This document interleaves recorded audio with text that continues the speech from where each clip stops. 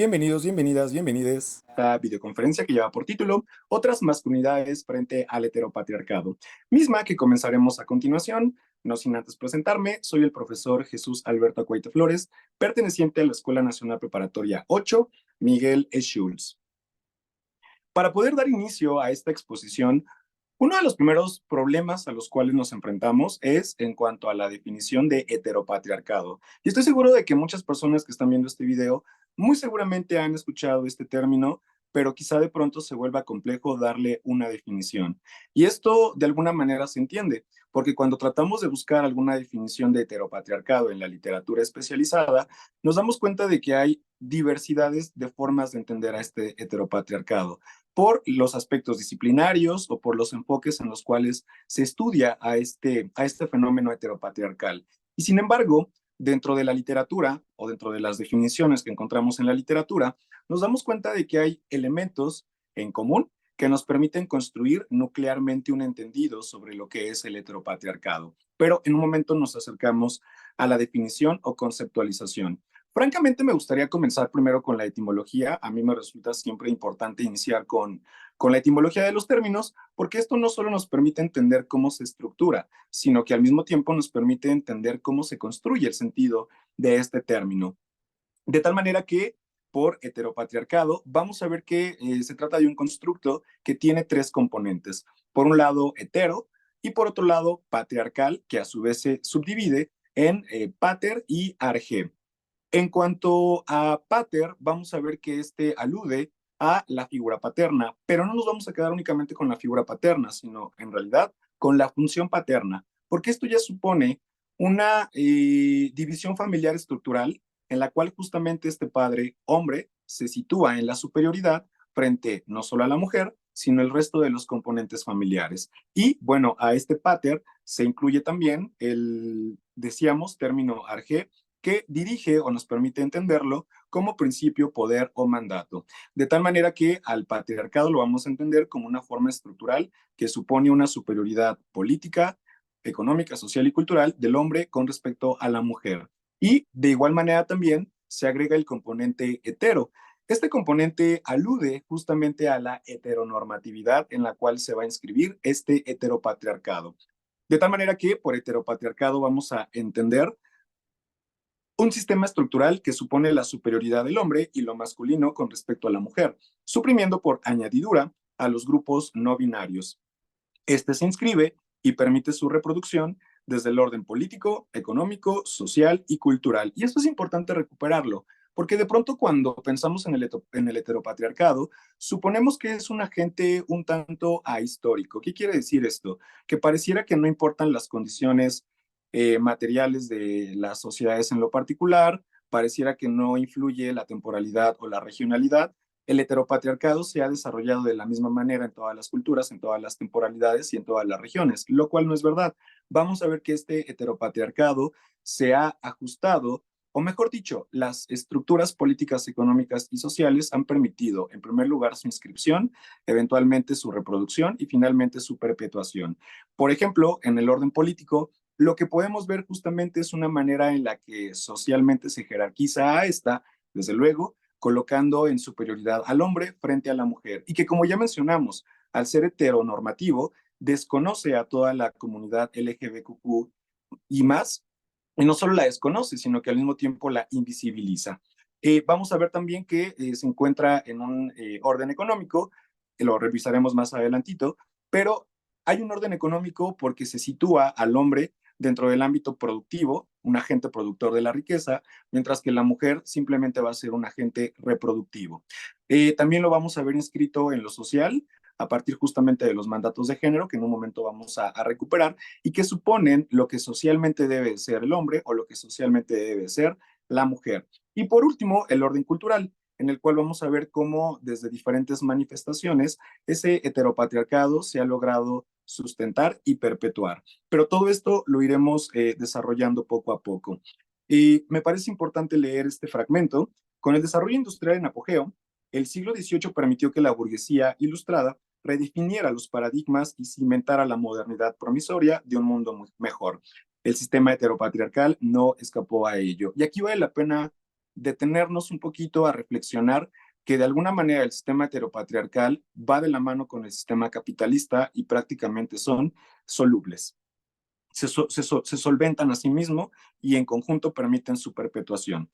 Bien, vamos con los mandatos de género. Ya mencionaba hace un momento que el heteropatriarcado se inscribe en lo social. Y es que en cuanto a mandatos de género, vamos a ver que históricamente el binarismo de género como dispositivo de control ha asignado las funciones de lo femenino y lo masculino, en lo público y en lo privado, bajo el entendido de lo que es o pretende ser natural, normal. Y quiero detenerme aquí un momento porque sí vale la pena reflexionar en torno a ello. De pronto vemos nosotros perpetuado estos mandatos de género de una forma prolongada, históricamente hablando, y por eso de pronto suponemos que estos mandatos corresponden a un orden natural o biológico, como lo mencionaba hace un momento, como si así fueran en todas las culturas, en todas las temporalidades y en todas las regiones, lo cual no es verdad. Muestra de ello lo vemos en el estudio del filósofo y economista Friedrich Engels en La familia, el Estado y la propiedad privada, en el cual nos ofrece un estudio bastante nutritivo sobre diferentes órdenes familiares o diferentes organizaciones sociales en los cuales la institución familiar no corresponde justamente a la instancia occidental o al entendido de lo que es la familia desde la perspectiva occidental. Entonces ya vamos viendo cómo socialmente no existe lo natural en cuanto a estas inscripciones de mandato de género, sino que en realidad se trata más bien de constructos culturales. Y en un momento lo iremos desmenuzando con más detalle. Bien, si los mandatos de género van a decirnos lo que supone ser hombre y lo que supone ser mujer, primero que todo nos vamos a dar cuenta de que hay una dicotomía, ya que pues estos dispositivos se introyectan a través de distintos instrumentos y agentes culturales que articulan modelos no solo desiguales, sino asimétricos roles en lo cognitivo, conductual y actitudinal. De tal manera que vamos a ver cómo dicotómicamente se inscribe lo que debe ser propio del hombre y lo que debe ser propio de la mujer. Y vamos punto por punto para hacer ese contraste. Me gustaría que hiciéramos esto. Vamos a ver, por ejemplo, que en el caso femenino, ella se tiene que ceñir en el espacio privado. Y esto es importante porque nos va a permitir entender los demás mandatos de género. La mujer se debe de situar en el orden privado porque ella va a atender el orden reproductivo. Y en ese sentido, entonces, vemos que la mujer debe estar situada en el hogar, justamente atendiendo la reproducción familiar, pero de igual manera también atendiendo los cuidados de esta familia que está reproduciendo. Por eso vamos a ver a la mujer como una figura de atención, una figura de cuidado, una figura de cariño que va a dar atenciones al resto de la familia, en lo particular y a la sociedad en lo general.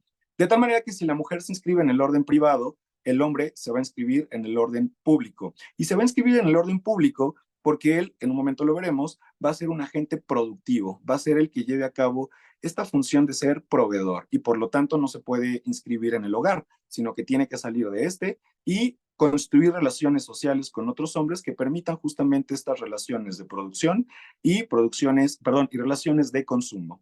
Entonces, bueno, por un lado tenemos ya una división en cuanto a los espacios concernientes a lo femenino y a lo masculino.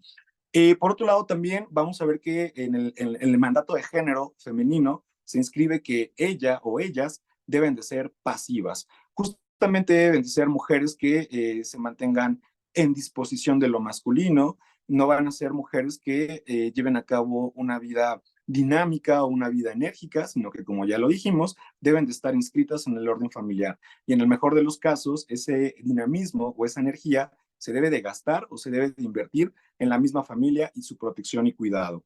De tal manera que si la mujer va a ser pasiva, el hombre justamente va a ser activo. Y tiene que ser activo justamente para poder cubrir con ese rol de proveedor. Trabajar, ser muy dinámico, ser muy activo, ser muy enérgico, incansable, etcétera. Bien, de la mano con esto vamos a ver que otro de los mandatos sobre lo femenino nos dice que la mujer debe ser obediente. Y debe de ser obediente porque ya vemos cómo se inscribe en el ámbito privado, únicamente para la reproducción y en virtud o función de atender al hombre o a lo masculino. De tal manera que si la mujer es obediente, obviamente el hombre va a ser dirigente, va a ser quien disponga, quien controla, quien dirige o quien logre la perpetuación justamente de ese orden patriarcal dentro de la familia en lo particular y dentro de lo social en lo general. Por otro lado, vamos a ver también que la mujer se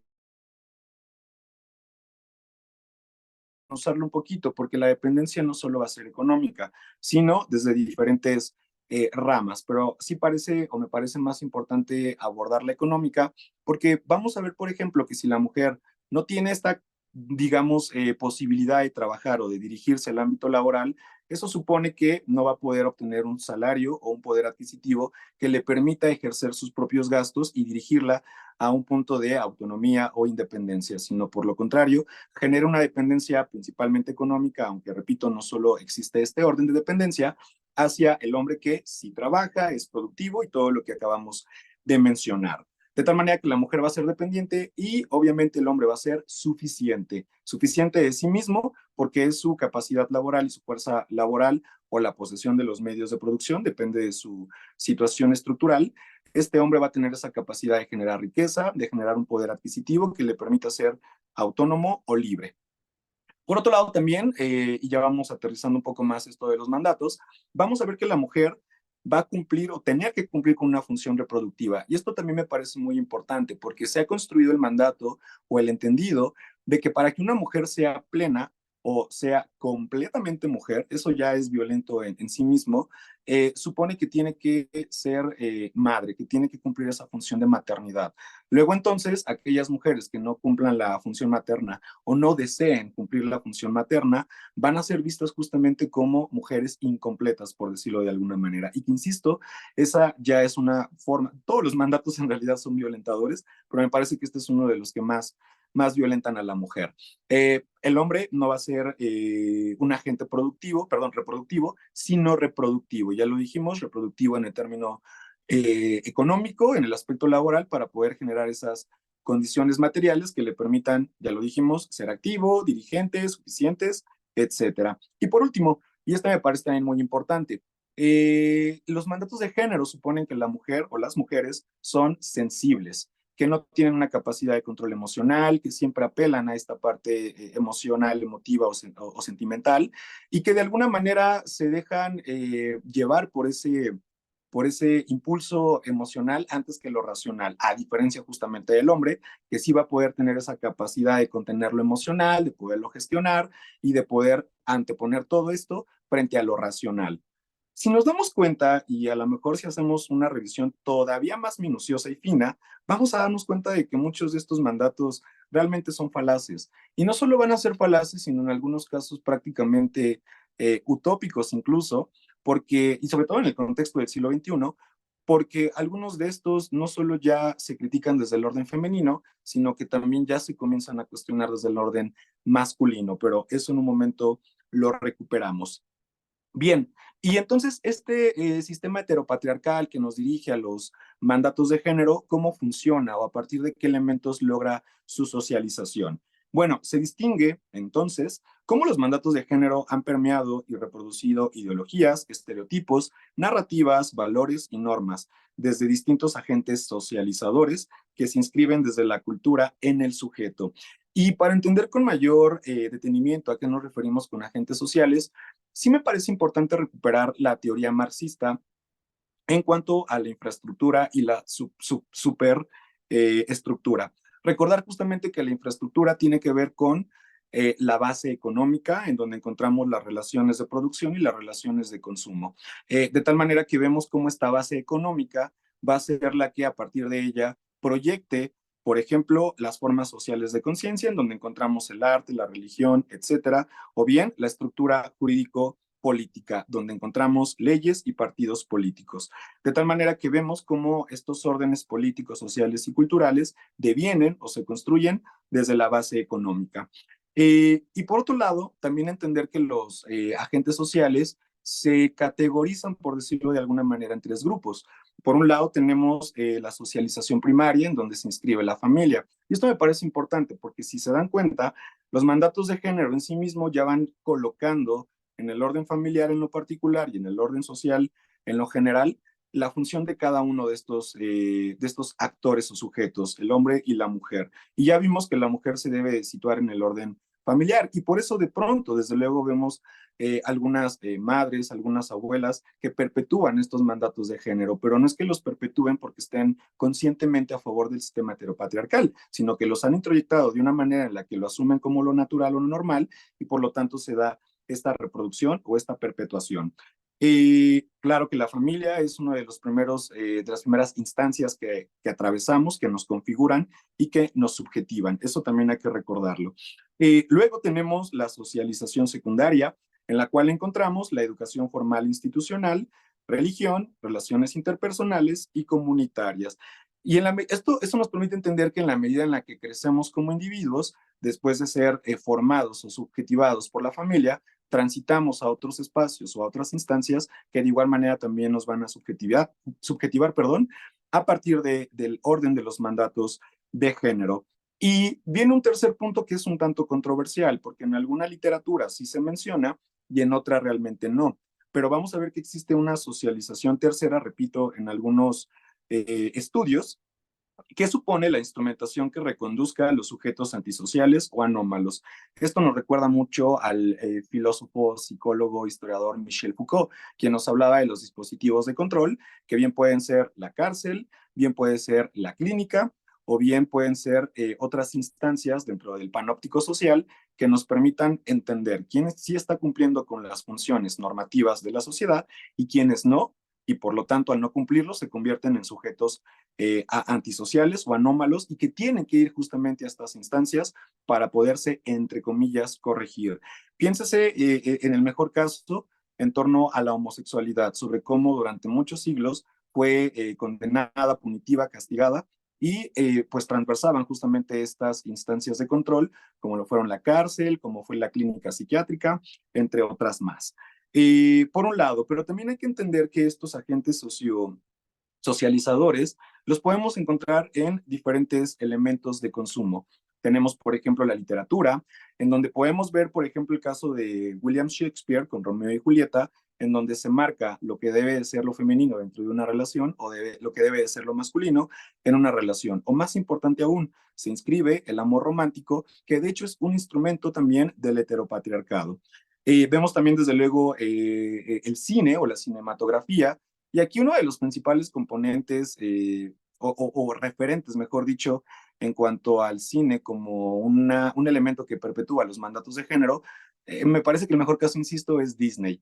A través de sus películas, a través de sus series, hemos visto cómo se perpetúa el amor romántico, por ejemplo, que acabo de mencionar, y que lo mismo nos dice cuál es la función masculina, en donde vemos a este hombre o a este príncipe activo, proveedor, etcétera, en el ámbito público, mientras que la mujer se inscribe en el ámbito privado, es pasiva, es emocional, etcétera. Lo cual, repito, si lo revisamos y lo contrastamos con la realidad, pues nos damos cuenta de que es falaz.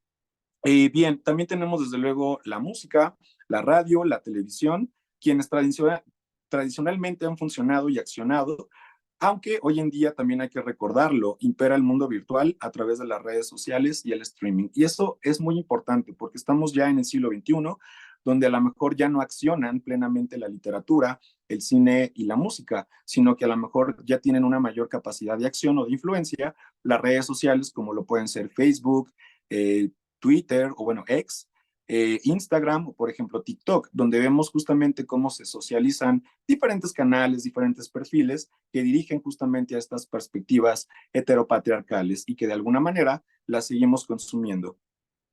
Bien, de tal manera que al entender que el heteropatriarcado es sistémico, es estructural, se perpetúa a través de los mandatos de género y estos mandatos de género se introyectan en las subjetividades a través justamente de los agentes sociales, aún así vamos a ver que sobre todo a finales del siglo XX, en la década principalmente de los 80s, comenzó ¿cómo decirlo?, una especie de oleada intelectual académica en la que se comenzó a ejercer una crítica sobre los mandatos de género, sobre los agentes socializadores y, en lo general, sobre el sistema heteropatriarcal.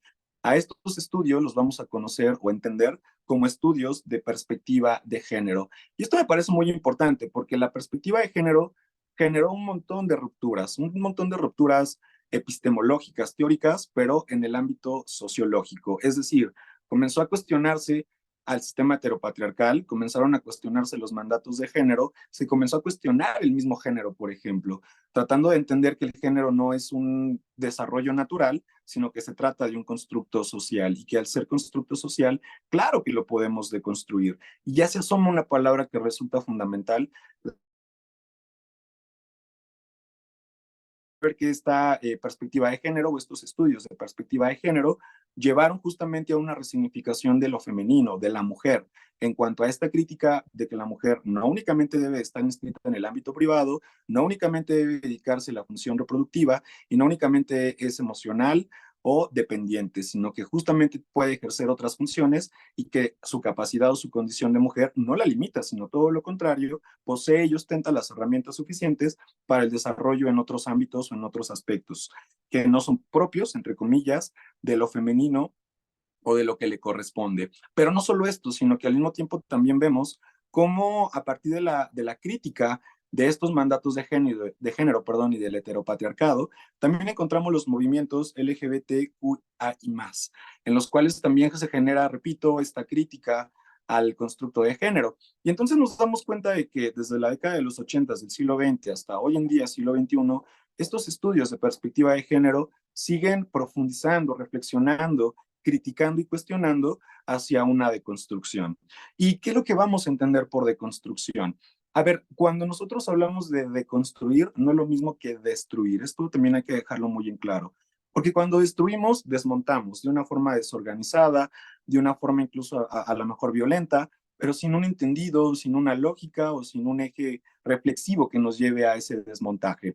La deconstrucción, a diferencia de la destrucción, sí nos habla de una lógica, de una crítica, de una reflexión, pero sobre todo también de una autorreflexión o una autocrítica, en la medida en la que hombres, mujeres o grupos no binarios cuestionemos justamente cómo se ha construido nuestro eh, desarrollo de género, cómo se ha construido nuestro desenvolvimiento sexual, por ejemplo, y darnos cuenta de que aunque están estos mandatos de género, repito, no son desarrollos naturales, sino que se trata de constructos sociales y culturales, y que al ser constructos, por entendido, podemos construir otros constructos, valga la redundancia, que puedan ser menos violentos o que puedan ser más armónicos justamente para el tejido social. Entonces, vemos justamente cómo el estudio o los estudios de perspectiva de género ya comienzan justamente a manifestar que el sistema heteropatriarcal no solo es caduco, sino que se encuentra ya en crisis y que de igual manera también el género, en un sentido binario, se encuentra también en crisis. Lo que nos lleva a una última reflexión. Ya lo dijimos, con los estudios de la perspectiva de género, las mujeres se han deconstruido en cuanto a su significación, los movimientos LGTQI+, también han llevado a cabo una crítica deconstructiva en cuanto a lo que se entiende por género, pero quien se ha mantenido francamente en una especie de resistencia justamente ha sido la masculinidad. Y esto entre comillas, porque también hay que darnos cuenta de que han habido diferentes grupos masculinos que se han acercado justamente a esta deconstrucción. De acuerdo con la Comisión Nacional de los Derechos Humanos, existen tres grupos de masculinidades y vale la pena recuperarlos. En primer lugar, tenemos la masculinidad hegemónica, en la cual situamos la heteronormatividad. Se inscribe precisamente de una manera muy bien ajustada los mandatos de género ya mencionados, ya expuestos. Luego tenemos masculinidad subordinada, y esta me parece muy importante porque la masculinidad subordinada la podemos entender como estas masculinidades que no se sienten próximos o no se sienten identificados con los mandatos de género, ya los comienzan a cuestionar, pero justamente son subordinados porque ante el señalamiento, el linchamiento social de los grupos heteronormativos masculinos, vienen señalamientos, acusaciones, vejaciones, insultos para estos hombres que, aunque no son concordantes con lo que debe de ser lo masculino de acuerdo a los mandatos de género, pues siguen subordinándose a esas estructuras a fin justamente de no ser entendidos como sujetos anormales, anómalos o antisociales. Y por otro lado tenemos un tercer grupo, las masculinidades alternas, en donde encontramos una resignificación y crítica sobre el hombre, lo masculino y la hombría.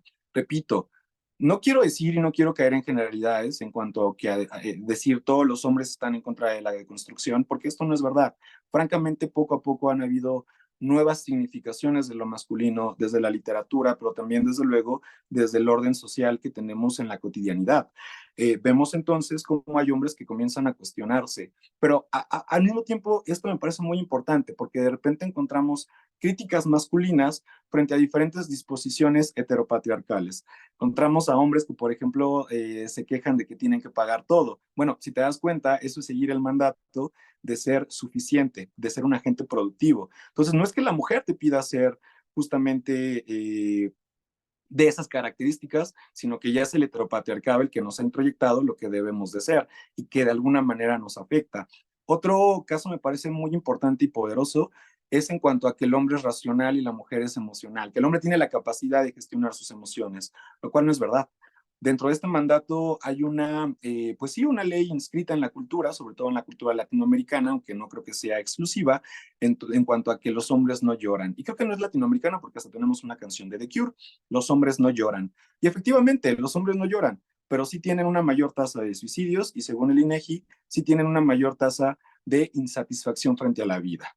Que no lo puedan decir o no la puedan expresar porque eso pondría en riesgo su carácter masculino, es otra cuestión que viene justamente del heteropatriarcado. Entonces vamos viendo cómo el heteropatriarcado, aunque coloca al hombre en un estatus de privilegio, lo cierto es que tampoco le resulta saludable o benéfico, sino que por lo contrario, frente a las crisis en las que nos encontramos en esa perspectiva de género, comienza a haber más bien una crítica, una resignificación, una reflexión sobre qué debiera de ser lo masculino, pero que sea sano para sí mismo, para otras masculinidades, y también sea sano, perdón, para las otras feminidades o para los grupos no binarios, por ejemplo. Y entonces vemos cómo realmente la masculinidad heteronormativa se encuentra en crisis, pero al mismo tiempo no es única o exclusiva, sino que podemos experimentar otras formas de masculinidad y claro que es posible. Y ojo, hablamos de otras masculinidades en plural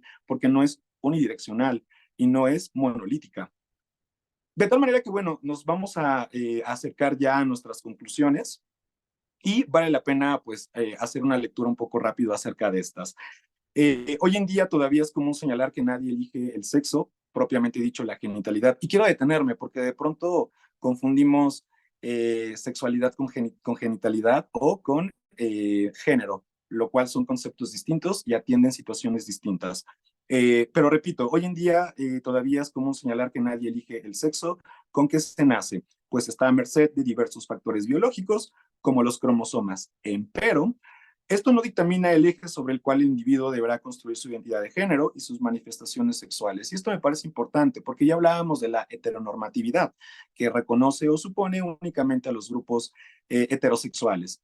Ya vimos, no solo existe la heterosexualidad, también tenemos otros grupos, otras identidades y otras manifestaciones de género y sexuales. Entonces también siempre es importante recuperar esto, darles visibilidad y darles y reconocerles su identidad. Otro punto importante dentro de las conclusiones, gracias a los estudios de género ha emergido una reflexión y crítica en torno a lo que significa ser hombre. Algo que a decir verdad se está fundando, lo decía, tiene unas cuantas décadas. Bueno, mejor dicho, los estudios de género tienen unas cuantas décadas. La de construcción masculina, yo creo que apenas quizá esté por cumplir una década, pero lo importante es que ya se inició. Y de los cuales ha emergido la identificación de nuevas masculinidades, en plural, porque no es unidireccional, como lo mencionábamos hace un momento.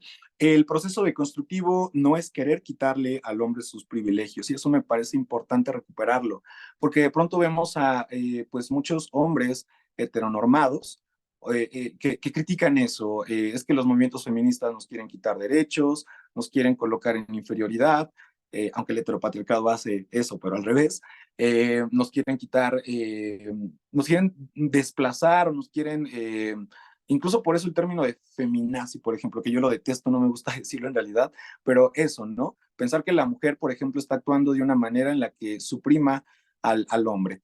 O, por ejemplo, los grupos no binarios, que de igual manera están actuando para desaparecer a la familia, para desaparecer el orden social institucional como conocemos desde el heteropatriarcado, pero lo cierto es que no se trata, insisto, de quitarle privilegios, es situarlo en condiciones de equidad, otredad, perdón, y respeto frente a los demás géneros. Se trata de un proceso crítico y autocrítico, es decir, No se trata de que el hombre pierda esos aparentes derechos o esos privilegios, sino generar condiciones de equidad entre los diferentes grupos de género. Y por otro lado, el ejercicio de masculinidades deconstructivas o deconstruidas es una trinchera por la cual se apoya a los movimientos feministas. Esto quiero también detenerme un poquito porque de pronto cuando vemos, sobre todo ahora que estamos en vísperas del 8M o del 8M o del 9M, vemos un montón de hombres que se hacen llamar o de pronto socialmente quieren estar en las colectivas, quieren una participación activa, sin entender que no es su movimiento, que es el movimiento de las mujeres y que se tiene que respetar esto. Y que si nosotros como hombres queremos apoyar a los movimientos feministas, me parece que una de las mejores formas de dar apoyo a estos movimientos es la propia deconstrucción masculina. O sea, nosotros hombres no tenemos que involucrarnos directamente en las luchas femeninas, sino que debería, sí, pues de alguna manera concernirnos nuestras propias luchas, nuestras propias problemáticas de género y derivar justamente en soluciones propias desde nuestra masculinidad. Pero repito, el ejercicio de masculinidades deconstructivas es una trinchera por la cual se apoya a los movimientos feministas en virtud de recomponer y reconfigurar el tejido social, a fin de obtener mejores derechos como obligaciones, toda vez que en su conjunto, tanto derechos como obligaciones, reconoce legal, moral y socialmente a todos, todas y todes. Con esto termino esta conferencia, no sin antes agradecerles por su atención.